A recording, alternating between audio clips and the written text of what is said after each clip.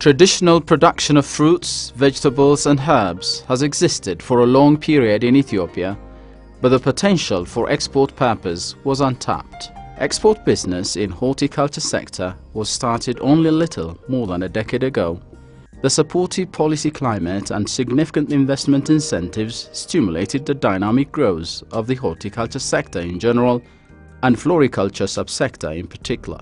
Although only a little more than a decade old, the sector has shown a remarkable progress in the export business, making Ethiopia the second largest producer of cut flowers in Africa and fourth in the world. The production and export of horticultural products has shown a phenomenal growth in the last 12 years in terms of quantity and quality, generating job opportunities for over 183,000 employees, making a living for their families.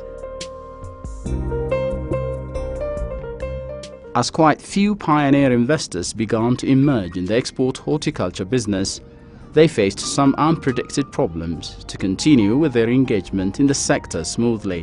የተደራጀ ኃይል አልነበርንም የመንግስት ትኩረት አልነበረንም የመንግስት ትኩረት ደግሞ የሚስበው ሴክተሩ ትልቅ ሲሆን ነበርና በአጠቃላይ ምንም አይነት ድጋፍ አልነበረም ማለት ይቻላል It was these encountered problems that made the pioneer investors seek for an organized entity to represent and voice their concerns and problems to the government.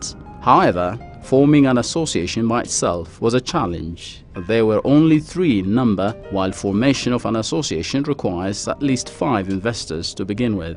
Finally, 5 pioneer farms, namely the Then Valley Farm, currently Luna Fruit PLC, Ethioflora, Blue Nile, Tepi Farm and Golden Rose, came together and formed the current Ethiopian Horticulture Producer Exporters Association EHPEA in 2002.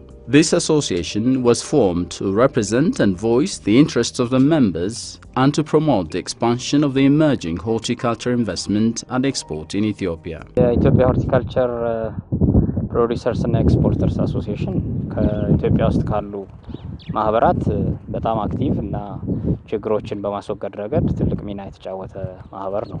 Ethiopian Horticulture Producer Exporters Association has a supreme body of General Assembly with 5 elected executive committee members to whom it is accountable that meets at a quarterly basis.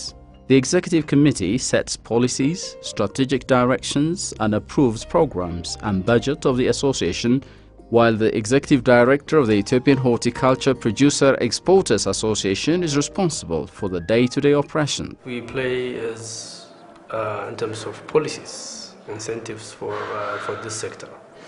So we sit and we try to lobby and make awarenesses and try to explain the situations in this industry, what can work and what cannot work, to the government. And we work very closely with the government on these issues. This will be collaborating with the growers as well as we try to